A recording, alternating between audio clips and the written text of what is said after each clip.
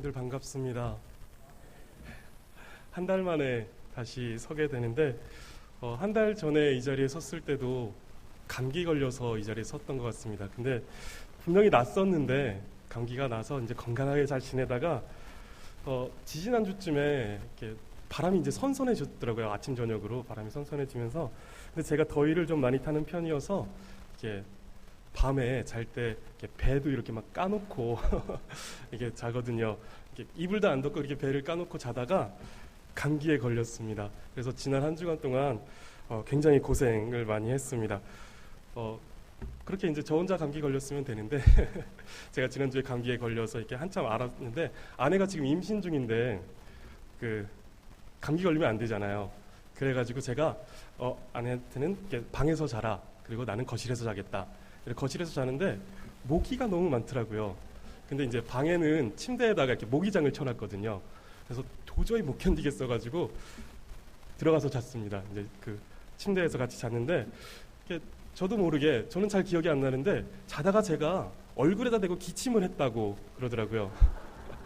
그래가지고 아내가 감기에 걸렸습니다. 지금 감기를 앓고 있는데 임신 중에는 약을 못 먹잖아요. 그래가지고 너무 미안한데 어떻게 해야 될까 해서 집에다가 이제 전해서 어머니께 물어봤어요. 어떻게 해야 되냐고 그랬더니 뭐 배, 도라지, 대추, 생강 맞나요? 네, 이런 걸 넣고 물을 이렇게 끓이고 그 끓인 물을 마시면 감기에 이렇게 효과가 있다고 하더라고요. 그래가지고 이제 바로 다음 날 그런 재료들을 싹 사가지고 끓여줬어요. 끓여줬더니 분명히 이제 병 주고 약 주는 건데 별로 고마워할 일은 아니고 감동받을 일도 아닌데 굉장히 감동을 받더라고요. 그래서 막 그 재료를 준비할 때부터 이게 막 사진을 찍고 막 그 우려낸 물도 이렇게 막 사진을 찍고 그런 걸 보면서 참 여자란 존재가 쉽구나. 죄송합니다. 네, 죄송합니다. 네. 어쨌든 간에 이제 성도님들 환절기에 이제 감기 조심하시기 바랍니다. 오늘은 이제 말씀을 아까 다 읽으셨기 때문에 뭐에 대한 말씀이겠구나라고 다 아실 텐데 누구나 잘 알고 있는 그 탕자의 비유에 대해서 말씀을 전하려고 합니다. 아마도 성도님들께서는 이 본문을 가지고 아마 여러 설교들을 수없이 많이 들어보셨을 거라고 생각이 됩니다. 저는 오늘 이제 그 같은 본문을 가지고 어떤 특별한 다른 내용의 설교를 하려고 하는 것이 아닙니다. 아마도 성도님들께서 아시는 그런 내용과 그런 메시지에서 크게 벗어나지 않은 아주 뻔한 내용을 뻔하게 다시 한번 이야기하게 될 것 같습니다. 근데 이제 설교라는 것이 영어로 하는데 리텔링이라는 그런 성격이 있습니다. 그래서 다시 이야기해 주는 것. 그래서 반복해서 말한다. 라는 그런 뜻이 있는 것입니다. 그래서 우리는 이제 똑같은 말씀을 가지고 말씀을 듣는데 각자가 다른 감동을 받고 또 다른 깨달음을 받듯이 내가 어제 이 말씀을 들었을 때와 또 오늘 이 말씀 또 내일 같은 말씀을 들었을 때 다르게 우리에게 감동과 깨달음이 있게 됩니다. 성령님께서 그렇게 하시기 때문에 그렇습니다. 이 66권의 성경이 별 다른 내용이 아니잖아요. 계속 똑같은 내용을 반복하는 그런 내용임에도 불구하고 수천 년간 이 말씀을 통해서 성령님께서 우리에게 말씀해 주셨다라는 것이 바로 그와 같은 이야기입니다. 다만 이제 우리가 너무 쉽게 이 내용 뻔하지 뭐 다 아는 내용이야 라고 이렇게 단정짓진 않으셨으면 좋겠습니다. 그렇게 단정짓지만 않으신다라면 하나님께서 뻔한 내용을 뻔하게 다시 전하는 것이지만 뻔하지 않은 메시지로 성도님들 한 분 한 분에게 감동을 주실 것이고 또 깨달음을 주실 것이다 라고 생각을 합니다. 어떤 사람에게 이제 두 아들이 있습니다. 첫째는 성실한 편이고 크게 문제를 일으키지 않을 뿐만 아니라 둘째가 이제 허랑방탕하게 시간을 보내는 동안에도 그리고 모든 돈들을 다 탕진하고 돌아왔을 때에도 이 첫째는 밭에서 일을 하고 있었습니다. 반면에 이 둘째는 조금 망나니 같은 느낌이 좀 있습니다. 이 비유가 시작되자마자 이 둘째에 대해서 이야기를 하는데 이 둘째가 아버지의 재산 중에서 자기에게 돌아올 분깃이 있을 테니까 그것을 나에게 미리 땡겨달라고 이렇게 말을 하는 것으로 시작을 합니다. 그리고 이 망나니 같은 둘째 아들이 아버지의 재산을 일부 받습니다. 일부 봤는데 그것이 현금은 아니었던 것 같아요. 어떤 가축이었다든가 땅이었다든가 해서 이제 이 재산들을 받아서 이것을 현금화시키는 그런 시간들이 필요했던 것 같습니다. 어쨌든 굉장히 열심히 빠른 시간 내에 그 재산들을 현금화시켜서 외국으로 들고 나갑니다. 그래서 허랑방탕하게 이 둘째 아들이 그렇게 지냅니다. 그러다가 이제 가지고 있는 재산을 모두 탕진하고 거지가 되었죠. 그래서 이제 돼지치는 일을 하는데 이 돼지치는 일 중에서도 가장 형편없는 일을 했는지 돼지가 먹는 그 열매조차도 자기가 먹고 싶은 만큼 먹지 못하게 누군가의 허락이 없이는 그 돼지가 먹는 그 음식조차도 자기에게 허락되지 않았던 그런 위치에 있었던 것 같습니다. 그러다가 이제 자신의 그런 비참한 상황들을 깨닫게 되고 아버지 생각이 났고 또 자신이 잘못했다라는 것들을 깨닫게 되면서 집으로 돌아가기로 결심합니다. 그리고 이제 집으로 돌아가는데 아버지가 이 둘째가 돌아온 것이 너무 기뻐서 잔치를 베풀어 줍니다. 이때 일을 하다가 잔치 소리가 요란한 것을 첫째 아들이 듣습니다. 그래서 이제 요란한 소리가 들려서 종에게 가서 이게 무슨 소리냐, 왜 이렇게 소란스럽냐, 요란하냐라고 묻자 그 종이 둘째가 돌아와서 아버지께서 이렇게 잔치를 베풀으셨다라고 이렇게 말을 하니까 이 첫째가 불쾌해합니다. 그리고 아버지에게 가서 따지죠. 나는 아버지 곁에서 항상 아버지께 순종하고 성실하게 일했는데 나에게는 이런 잔치를 베풀어 주신 적이 없지 않느냐. 나의 친구와 함께 먹고 즐길 수 있을 그런 염소 새끼 한 마리 잡아주신 적이 없으면서 저런 망나니 같은 녀석이 돌아오니까 이렇게 잔치를 베풀어 주느냐. 아버지 이러기 있습니까? 라는 이런 식으로 따지기 시작합니다. 내용은 대충 이렇습니다. 탕자의 비유는 대충 이런데 이 이야기를 보면서 우리는 이 두 아들, 첫째 아들과 둘째 아들의 캐릭터, 성격을 우리가 파악할 수가 있습니다. 첫째는 참 착한 사람이긴 한 것 같습니다. 그리고 성실하기도 합니다. 그런데 마냥 바보같이 끝까지 손해를 보는 그런 사람은 아닌 것 같습니다. 다른 것은 다 참겠는데 망나니 같은 동생보다 못한 처우를 받는 것은 견디지 못하겠다라고 하면서 화를 냅니다. 합리적이지 않고 또 부당한 일에 대해서는 내가 그것을 견디지 못하겠다라고 하는 것입니다. 그리고 둘째는 누가 봐도 철없는 망나니와 같은 그런 모습을 갖고 있습니다. 멀쩡하게 살아계시는 아버지에게 와서 자기가 노력해서 번 재산도 아니면서 뻔뻔하게 자신의 몫을 미리 달라고 요청하는 그런 망나니 같은 모습을 둘째는 가지고 있습니다. 우리는 때때로 이 첫째와 같은 모습을 가지고 있습니다. 교회에 열심히 나오고 있고 주어진 일들도 성실하게 잘 감당합니다. 그래서 신앙이 좋은 듯 하지만 마냥 끝까지 착하기만 하지 않은 자신의 모습을 종종 발견합니다. 그리고 둘째와 같은 모습을 갖기도 합니다. 혹은 둘째와 같은 사람의 모습들을 보기도 합니다. 둘째는 아들이었음에도 불구하고 자신이 마치 아들이 아닌 것처럼 살아갑니다. 교회를 다니면서도 저 사람이 성도인지 전혀 알지 못하게 생활하는 사람들이 있습니다. 분명히 교회를 다니고 있는데 욕도 잘하고 아주 적당히 사기도 치고 또 거짓말도 종종 하는 이런 나쁜 짓을 하는 경우들을 종종 보게 됩니다. 그런데 가만히 보면 이런 첫째나 둘째의 모습을 모두 수용하고 받아주면서 그들을 기다려주고 설득하고 있는 한 사람이 있습니다. 아버지입니다. 탕자의 비유는 죄인이 회개하고 돌아오는 것을 기뻐하는 그 아버지에 관한 내용입니다. 이런 내용에서 두 아들에 대한 아버지의 마음을 통해 하나님의 마음을 알려주시고자 예수님께서 이 비유를 통해서 말씀하고 계시는 것입니다. 이 비유의 배경을 살펴보게 되면 15장 1절 2절을 보아야 합니다. 15장 1절 2절에 보면 모든 세리와 죄인들이 예수님의 말씀을 들으려고 예수님께 가까이 나아오고 있습니다. 예수님께서는 그 죄인과 세리들이 자신에게 나오는 것을 기꺼이 맞아들이십니다. 맞아서 그들과 함께 식사를 합니다. 그것을 보고 있는 바리새인과 서기관들이 수군거리기 시작합니다. 바리새인들은 죄인들과 식사를 하면 부정해진다라고 생각했습니다. 그래서 예수님께서 죄인들과 세리들과 함께 식사를 하시는 것을 보면서 그 바리새인들 눈에는 그것이 부정하게 비춰졌던 것입니다. 하지만 예수님께서 그들과 함께 식사하실 때 예수님께서 그들에게 영향을 받으시는 것이 아니라 예수님은 그들에게 영향을 줄 수 있는 그런 분이셨습니다. 예수님은 그 바리새인들을 향하여서 비유로 말씀하십니다. 총 세 가지의 비유로 말씀하십니다. 첫 번째는 잃어버린 양을 찾은 그 목자의 비유이고, 두 번째는 잃어버린 드라크마를 찾은 여인의 비유, 그리고 세 번째는 오늘 본문인 잃어버린 아들을 찾은 그 아버지의 비유입니다. 이 비유를 들려주는 첫 번째 청중, 예수님께서 이 말씀을 첫 번째 1차적 청중으로 두고 있는 사람은 바리새인이었습니다.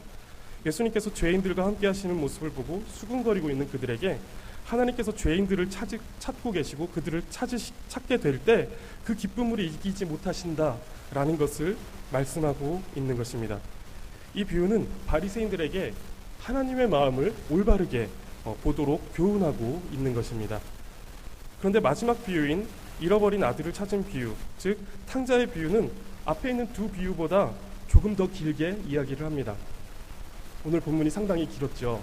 저도 이 본문을 이렇게 길게 정해도 될까 싶어서 이제 고민을 하다가 그렇게 했는데 11절에서 32절까지가 탕자의 비유입니다. 그런데 그 앞에 양을 잃어버린 그 비유 한 4-5절 되는 것 같아요. 잃어버린 드라크마도 역시 마찬가지입니다. 근데 이 잃어버린 아들의 비유는 20절이 넘게 할애해서 그 이야기를 하고 있습니다.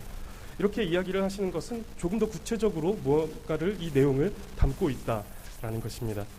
죄인들을 향한 하나님의 마음을 보여주는 것, 이것은 앞에 담고 있는 내용에서도 담고 있습니다. 이것과 더불어서 이제 예수님께서 바리새인들의 모습을 묘사하면서 그들이 가지고 있는 오류까지도 지적해주고 있는 것입니다. 즉 이제 망나니 같은 둘째 아들은 1절의 세리와 죄인들에 해당하는데, 이를 통해서 바리새인들에게 하나님의 마음을 올바로 보도록 하나님께서 잃어버린 그 죄인들을 찾으러 오셨다라는, 그들을 여전히 기다리고 계시고 그들을 사랑하신다라는 그 마음을 바리새인들에게 알려주기 위해서 그 둘째 아들의 모습을 이야기하셨고, 또 성실하고 착한 듯한 첫째 아들은 2절에 나오는 바리새인과 서기관들에게 해당하는데, 이를 통해서는 바리새인들이 자신의 모습을 비춰보도록 하셨던 것입니다. 먼저 보고자 하는 것은 둘째 아들에 대한 아버지의 마음입니다.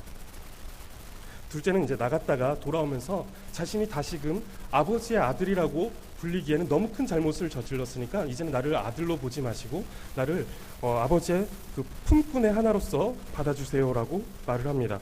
근데 아버지께서는 어떻게 하죠? 20절을 한번 볼게요. 20절을 보면 이런 표현이 나옵니다. 아직도 거리가 먼데 아버지가 그를 보고 라는 이런 표현이 나옵니다. 이 표현은 실제적으로는 거리가 있는데 아직도 거리가 먼데 심정적으로는 그 거리가 멀지 않은 것 같은 그런 느낌을 주고 있습니다. 아버지는 항상 아들을 마음에 두고 그리워하면서 기다렸던 것입니다. 그래서 아직 아들이 저 멀리서 오고 있는데 아버지는 그 길을 항상 주시하면서 기다리고 있었기 때문에 아들이 아직 저 멀리서 오고 있지만 그 아들이 돌아오는 것을 보고 바로 알아차렸던 것입니다. 이처럼 아버지의 마음에는 둘째 아들이 서서히 잊혀졌다라거나 아니면 그 둘째 아들을 원망하는 것이 아니라 마음속에서 늘 그리워하면서 그 아들을 생각했던 것입니다. 이 아버지에게는 한 번도 이 둘째가 아들이 아니었던 적이나 아들의 자격이 박탈되었던 적이 없었습니다. 처음부터 아들이었고, 이 녀석이 망나니같이 속을 썩이며 살았어도 아들이었고, 거지같이 되어서 염치 없이 돌아와도 아들이었습니다. 이것이 아버지의 마음입니다. 그리고 우리 하나님의 마음입니다. 우리의 아버지 되신 하나님께 우리는 언제나 아들입니다. 우리가 어떤 죄를 저질렀고 우리의 시선이 다른 그 무언가에 빼앗겨 있을 때에도, 그때에도 하나님께 우리는 언제나 아들입니다. 우리는 사랑받을 만하여서 아들인 것이 아닙니다. 아들이기 때문에 죄인임에도 불구하고 그와 같은 사랑을 받는 것입니다. 하나님은 예수 그리스도를 통해서 우리에게 우리가 아들인 것을, 그리고 여전히 사랑받고 있음을 확증해 주시고 계십니다. 그래서 사도 바울은 로마서 5장 8절에서 이렇게 말합니다. 우리가 아직 죄인 되었을 때에 그리스도께서 우리를 위하여 죽으심으로 하나님께서 우리에 대한 자기의 사랑을 확증하셨느니라 라고 말합니다. 사도 바울은 의인을 위하여서 죽는 자가 많지 않고 선한 사람을 위하여서 죽는 이가 드물게 있지만, 예수님은 우리가 여전히 아직도 죄인인 그때에 우리를 위해서 죽으셨다라고 말씀하고 있습니다. 우리가 하나님으로부터 받은 사랑, 그 하나님으로 받은 그 은혜는 무조건적입니다. 그리고 우리에게 어떤 자격이 있기 때문에 주어진 것이 아닙니다. 우리에게서 어떤 자격을 발견하셨다거나 우리에게 그 사랑받을 만한 조건을 하나님께서 발견하셨기 때문에 우리를 사랑하신 것이 아니다라는 것입니다. 성경을 보게 되면 특히 선지서를 보게 되면 하나님의 사랑이 표현되어 있습니다. 모든 성경에는 하나님의 사랑이 표현되어 있죠. 근데 선지서에도 역시 마찬가지로 하나님의 사랑이 표현되는데 특별히 선지서에서는 어떤 그 하나님의 사랑이 기쁨에 겨워서 어떻게 할 수 없는 그런 사랑이기보다는 아픈 가슴을 끌어안고 눈물을 흘리면서 사랑하시는 그런 사랑의 모습들을 보여주시고 계십니다. 선지자들은 선지자라는 그런 직위는 하나님의 뜻을 전하는 그 사명을 갖고 있는 그런 사람들입니다. 하나님의 대언자, 하나님의 대변인과 같은 그런 역할을 했던 사람들이 선지자입니다. 그들이 일반적으로 하나님의 뜻을 전달하는 방법은 말로써 선포하는 것이었습니다. 그래서 대부분의 선지자들은 하나님의 뜻을 받으면 말로써 그 하나님의 뜻을 선포하고 했습니다. 그런데 호세아 선지자는 조금 다르게 하나님의 뜻을 전달했습니다. 호세아 선지자는 그 행동을 통해서 그 삶을 통해서 하나님의 뜻을 전하라는 그런 사명을 받았습니다. 그래서 음탕한 여인인 고멜을 사랑하라는 그런 명령을 받습니다. 호세아는 그래서 이제 고멜을 사랑합니다. 그런데 고멜은 호세아를 떠나서 계속해서 다른 남자에게로 떠나갑니다. 그런데도 호세아는 그 남자에게 고멜이 갔던 그 남자에게 어떤 대가를 지불하면서까지 돈을 주면서 그 값을 치르면서까지 다시 고멜을 데려오기도 합니다. 고멜은 사랑받을 자격이 없는 것뿐만 아니라 돌에 맞아 죽는 것이 마땅한 그런 사람이었습니다. 그런 죽어 마땅한 사람이 오히려 사랑을 받게 된 것입니다. 우리가 받은 하나님의 사랑이 바로 이와 같습니다. 괜찮은 사람들 중에서 가장 괜찮은 사람을 골라서 이렇게 사랑하신 것이 아니라 이쪽에 있는 이런 걸레 무더기가 이만큼 쌓여 있다라고 한다면 그 걸레 무더기 속에서 한 줌 꺼내서 하나님께서 선택하셔서 이쪽에다 옮겨놓고는 깨끗하다라고 해주신 것입니다. 내가 너를 사랑한다 라고 해주신 것입니다. 여전히 더러움에도 불구하고 하나님께서 깨끗하게 보아주신 것입니다. 그리고 여전히 사랑받을 만한 모습이 그 가운데 있지 않지만 하나님께서 사랑한다라고 해주신 것입니다. 이것이 우리가 아직 죄인 되었을 때 그리스도로 인하여서 확증해 주신 하나님의 사랑입니다. 그런 사랑을 받으면서 또 이제 자꾸만 우리의 마음을 하나님이 아닌 다른 곳에 두려고 하는 죄가 우리 속에는 여전히 가득합니다. 그런데 중요한 것은 내 속에 얼마나 많은 죄들이 가득 넘치고 있느냐, 내 삶이 얼마나 그런 죄 가운데 있느냐라는 그런 모습이 나의 모습이 중요한 것이 아니라 하나님께서 포기하지 않으시고 또 하나님께서 끈질기게 우리를 사랑하고 계시다라는 것, 하나님께서 사랑하신다라는 것이 중요한 것입니다. 오늘 본문의 둘째 아들은 자신은 이제 아들의 자격이 없으니까 품꾼의 하나로 여겨달라고 말하고 있습니다. 정직하게 자신의 모습을 인식했고 또 그것을 표현한 것이죠. 그런데 아버지에게는 그가 어떠한 모습을 하고 있던지 그리고 그가 과거에 어떤 짓을 했던지 그것이 중요하지 않았습니다. 그저 그 아버지에게 중요했던 것은 그 둘째가 내 아들이라는 것입니다. 그가 내 아들이고 그가 여전히 나와 아버지와 아들의 그 관계 가운데 있다라는 것이 그에게 중요했습니다. 저는 고등학교 때부터 사역자가 되겠다라는 그런 꿈을 꿨습니다. 이 얘기는 선배님들께 드린 적이 있는 것 같습니다. 그렇다 보니까 이제 교회와 기독서클에서 자연스럽게 열심히 모든 활동들을 하게 됐습니다. 청년이 되어서도 이런 그냥 단시 그 고등학교 때 잠시 끌어오르던 그런 열정과 열심이 아니라 청년이 되어서도 역시 그 열심과 열정이 계속해서 끌어오르고 오히려 더 적극적으로 표현됐습니다. 청소년 때는 할 수 없었던 일들까지도 청년이 되어서 더 적극적으로 그 열심과 열정을 표현했습니다. 그리고 그런 열심과 열정이 제가 볼 때 다른 사람들보다 뛰어나 보였습니다. 이게 조금 교만해 보일 수도 있지만 제가 볼 때 또 다른 사람들보다 더 많은 시간을 들였던 것 같고 또 더 열심히 또 더 성실하게 그런 일들을 적어도 그 교회 안에서는 그렇게 했던 것 같습니다. 그래서 그런 모습들을 스스로 그렇게 생각하면서 이런 생각을 했습니다. 나 이제 신학해도 되겠다. 그리고 나 사역해도 될 만하다라는 이런 판단을 서게 하는 그런 하나의 기준이 그런 열심과 열정을 통해서 제가 그것을 확인했던 것 같습니다. 그렇게 20대를 보내다가 20대 후반에 이제 교회를 옮겼습니다. 서울로, 원주에서 이제 서울로 옮겼는데, 서울로 교회를 옮길 땐 작은 교회로 갔습니다. 한 성도 수가 50명 정도 되는 작은 교회로 옮겼습니다. 갔는데 이제 예전에는 정말 눈코 뜰 새 없이 바쁘게 많은 일들을 하면서 제 열심과 열정을 내었는데, 그리고 그것으로 신앙도 확인했고 또 소명도 확인을 했는데 갑자기 할 일이 없어졌습니다. 교회가 너무 작다 보니까 그렇게 할 일이 없더라고요. 근데 그 할 일이 없는 게 처음에는 너무 좋았습니다. 드디어 이제 예배에 집중하는 것 같고, 주일에 일하느라 분주하게 보내지 않아도 되는 것 같고, 예배와 교제에 집중하게 되는 것 같아서 너무 좋았습니다. 그런데 시간이 조금씩 지나면서 뭔가 불안해지기 시작했습니다. 내가 신앙생활을 하고 있는 건가? 나 이렇게 한가해도 되는 건가? 나 조금 더 열심히 뭔가 해야 될 것 같은데 할 일이 없네. 뭐 이런 생각들에 사로잡히면서 마음이 어려워졌던 것 같습니다. 신앙을 제 열심과 열정에서 확인하려고 했고, 또 제가 아는 그 지식, 더 많이 아는 것으로서 확인하려고 했었습니다. 그러면서 이제 정말 오랫동안 고민을 했습니다. 무엇으로 내 신앙을 확인할 수 있을까라는 것에 대한 고민을 정말 오랫동안 했습니다. 그런데 이런 고민이 결국 이끌고 간 것은 그 열심과 열정에서 확인하는 것이 아니라 그 열심과 열정, 그리고 내가 알고 있는 그 지식에서 확인될 수 없고 유지될 수 없다라는 것입니다. 하나님을 떠나 죄 가운데 있으면서 더러워진 나를 맞아주시고 아들로 삼아주시는 그 하나님의 사랑이 전부였던 것입니다. 오로지 하나님의 사랑과 그 은혜가 우리에게 하나님의 아들로서의 자격을 안겨주었던 것입니다. 우리가 지불한 그 어떤 대가도 없었고, 오히려 그 대가도 하나님께서 독생자 예수님을 통하여서 그 보혈로서 대신해서 그 대가를 지불해 주셨습니다. 우리는 한 것이 아무것도 없는 것입니다. 정확하게 말해서 우리는 할 수 있는 것이 아무것도 없습니다. 하나님이 사랑하셨고, 하나님께서 그 대가를 지불하셨고, 또 하나님께서 기다리셨고, 하나님께서 구원하셨고, 또 하나님께서 자녀 삼아 주신 것입니다. 아직도 거리가 먼데 아버지가 그를 보고 측은히 여겨 달려가 맞아주신 것처럼 하나님과 우리 사이도 여전히 멉니다.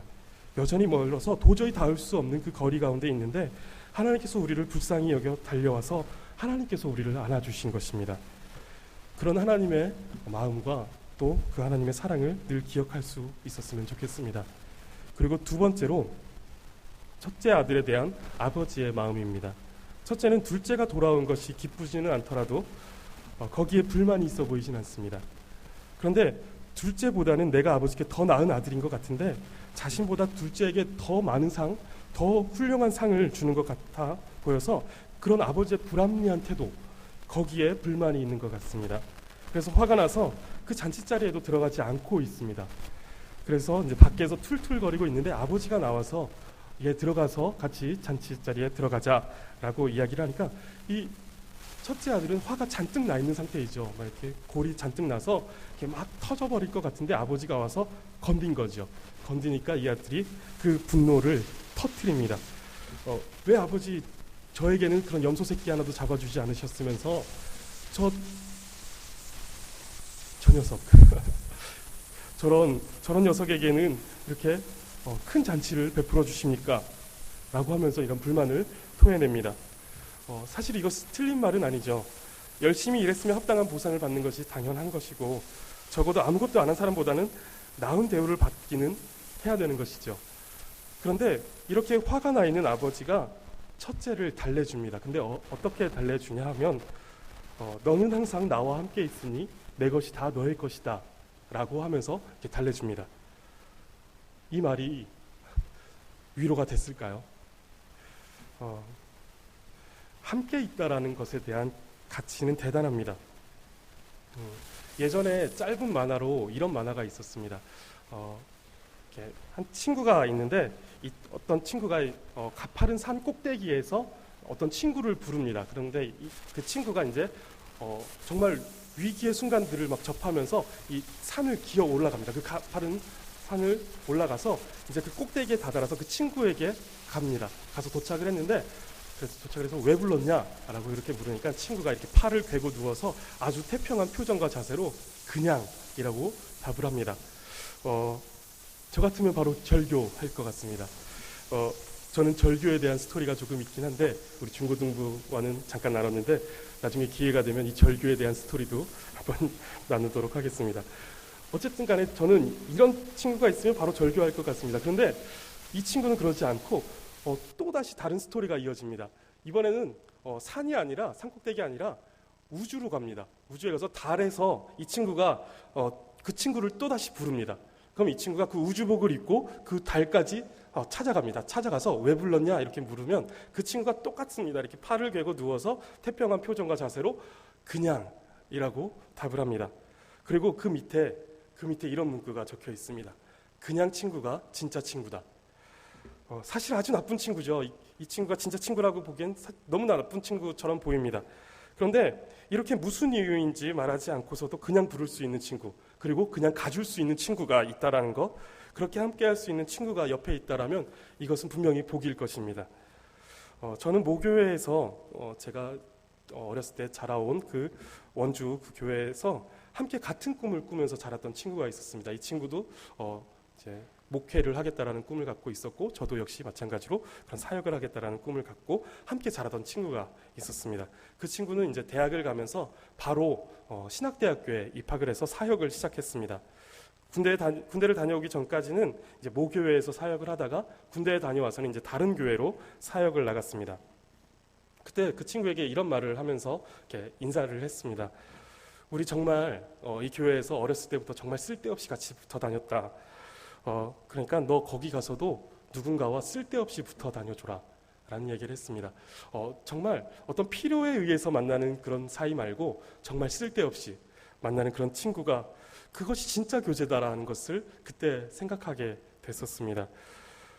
이 친구와는 정말 쓸데없이 많이 붙어 다녔는데 툭하면 불러서 당구 치러 갔습니다. 저는 당구 치는 것을 좋아하는데 신학교에 들어와서는 많이 못 쳤습니다. 시간도 없고 당구 치는 사람도 별로 없고 그래서 이 친구를 툭하면 불러서 이제 당구도 치고 그 툭하면 불러서 이 친구가 피아노를 잘 치고 노래하는 것도 좋아하고 저도 노래하는 거 좋아해서 툭하면 이제 불러서 교회에서 피아노 치면서 노래도 부르고 그리고 같이 영화도 보러 가고 남자 둘이서 그리고 주말이면 이제 하루 종일 교회에서 이런 일 저런 일들을 이 친구와 같이 많이 했습니다. 그렇게 부를 수 있는 친구가 있고 또 놀 수 있는 친구가 있고 볼 수 있는 친구가 있다라는 것은 정말 무엇과 비교할 수 없는 큰 복이라고 생각을 합니다. 근데 이제 제가 나이가 30이 넘어갔는데 30살이 넘어가다 보니까 사람들이 다 바빠지더라고요. 친구들이. 그리고 이제 계속해서 만나는 사람들은 또 역시 바쁜 사람들이고 그러다 보니까 이렇게 쓸데없이 붙어 다닐 만한 사람들이 많이 없어지더라고요. 그것이 너무 안타깝습니다. 우리 중고등부 친구들이 저 뒤에 몇 명 있는데 쓸데없이 많이 붙어 다녀서 좋은 교제 많이 나눴으면 좋겠습니다. 그런데 하나님께서 우리와 함께 계시다라는 것은 우리가 그저 친구 그리고 어떤 선생님과 함께 있다라는 것보다 훨씬 더 큰 가치를 가지고 있습니다. 다윗은 단 한 가지 소원이 있다라고 한다면 그것은 바로 하나님과 함께 있는 것이다 라고 이야기를 합니다. 너무 좋은 구절이라서 함께 찾아봤으면 좋겠습니다. 시편입니다. 시편 27편 4절 말씀을 함께 찾아보도록 하겠습니다.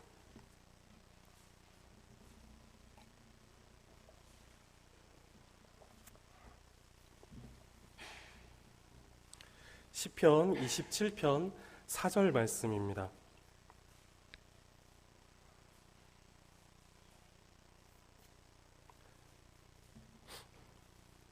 우리 찾으셨으면 함께 한 목소리로 읽겠습니다. 내가 여호와께 바라는 한 가지 일 그것을 구하리니 곧 내가 내 평생에 여호와의 집에 살면서 여호와의 아름다움을 바라보며 그의 성전에서 사모하는 그것이라. 아멘. 다윗이 이런 고백을 합니다. 당시에 다윗에게는 전쟁이 있었고 또 원수에게 쫓기는 그런 상황 가운데 있었습니다. 그런데 그런 상황들이 벌어지고 있으면서도 내게 한 가지 소원이 있는데 그것은 여호와 하나님과 함께 있는 것이다 라고 말을 합니다. 하나님과 함께 있는 것이 지금 벌어지고 있는 그 상황들의 해결보다 더 간절한 소원이 된다라고 하는 것입니다. 전쟁이 그쳐지는 것 그리고 원수가 더 이상 나를 따라오지 않는 것 이것보다 더 내가 구하는 것 내가 바라는 것이 있는데 그것은 하나님과 함께 있는 것이다. 원수가 나를 쫓아오든 말든 전쟁이 벌어지든 말든 내가 바라는 한 가지는 여호와 하나님과 함께 있는 그것이다 라고 말하고 있는 것입니다. 그만큼 다윗에게 있어서는 하나님과 함께 있는 것이 가치가 있는 것이었습니다. 첫째 아들은 이것에 대한 가치를 잘 몰랐던 것 같습니다. 아버지와 함께 있다라는 그 감각이 너무 무뎌져 있는 그런 사람이었습니다. 자신은 이미 아버지와 함께 있는 것으로 충분한 보상을 받고 있다라는 것을 잘 모르고 있는 것 같습니다. 이에 대한 가치를 잘 모를 때 우리는 자꾸 다른 무엇을 가지려고 합니다. 천국에 가고 싶어 하면서 이상한 천국을 그리고 또 자기가 바라는 가장 이상적인 모습을 투영한 그런 천국의 모습을 그립니다. 그리고 그곳에 가고자 이상한 기도를 하고 이상한 신앙생활을 합니다.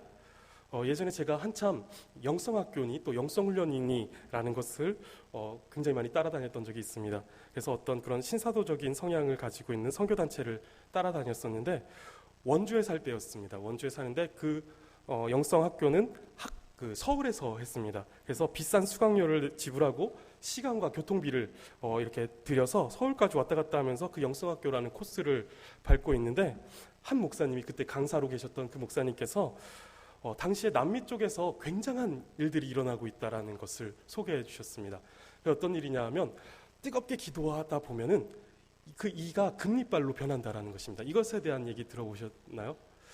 금리발 사건 모르시나요? 이거 굉장히 유명한 사건인데 금리발로 변한다라는 것입니다. 그리고 막 뜨겁게 기도하고 있으면 이렇게 그 얼굴에 금가루가 막 뿌려진다라는 것입니다. 얼굴이 반짝반짝하게 그 금가루가 얼굴에 묻어난다라는 것입니다. 이것을 이제 말씀하시면서 그것을 설명해 주시는데 천국은 온통 금으로 되어 있다라고 말씀하시면서 그 천국이 지금 우리에게 가까이 다가왔다라고 말씀하시는 것입니다. 그 천국이 가까우니까 그 천국에서 날리는 그 금가루가 지금 우리에게 묻어나는 것이고 그 이빨이 또 그렇게 변한다라고 하는 설명을 들었습니다. 사실 그때 너무 푹 빠져서 그 영성학교에 다니고 있었지만 이것이 신뢰가 가지는 않았습니다. 근데 이제 그 목사님께서 이 부분에서는 잘 신뢰가 가지 않는데 다른 부분에서는 굉장히 논리적이시고 또 학구적으로 말씀도 잘하시는 분이셔서 그냥 그런가 보다 진짜라면 언제 뭐 확인하는 기회가 있겠지 하면서 이제 그냥 넘어갔던 그런 기억이 있습니다. 실제로 천국에 대한 오해가 얼마나 많은지 모르겠습니다. 천국의 핵심, 즉 이것이 없으면 아무리 호화롭고 삐까뻔쩍한 그런 곳이다 할지라도 그리고 아무리 아픔이 없고 고통이 없고 눈물이 없는 곳이다 하더라도 이것이 없으면 천국이 성립되지 않는 것이 있습니다. 그것은 바로 하나님과 함께 있는 것입니다. 하나님과 함께 있는 그것이 없으면 아무리 삐까뻔쩍하고 호화로운 저택이 있다 할지라도 그곳에 눈물이 없고 아픔이 없고 슬픔이 없다 할지라도 그곳에 하나님이 계시지 않으면 그것은 천국이 아닙니다. 그것이 천국이 성립되지가 않는 것입니다. 그래서 다른 어떤 시편에서는 이렇게 말합니다. 주의 궁정에서의 한 날이 다른 곳에서의 첫날보다 나은즉 악인의 장막에 사는 것보다 내 하나님의 성전 문지기로 있는 것이 좋사오니 라고 말을 합니다. 가장 낮은 그 천한 신분에 거할지라도 하나님과 함께 있는 것이 내게 좋다라는 것입니다. 또한 하나님께서 우리 인간과 언약을 맺어주시는데 그 언약의 내용이 이렇습니다. 다른 것이 아니라 하나님께서 나의 하나님 되어주시고 우리는 하나님의 백성이 되어진다라는 것입니다. 하나님께서 다스리시고 하나님께서 통치하시는 그 나라 속에서 우리가 거한다라는 것입니다. 그리고 성경 곳곳에서 하나님과 교회를 신랑과 신부의 모습으로 묘사를 하고 있습니다. 이것은 결혼이라는 양식을 통해서 하나님과 또 교회의 언약적인 그 연합의 모습들을 표현하고 있는 것입니다.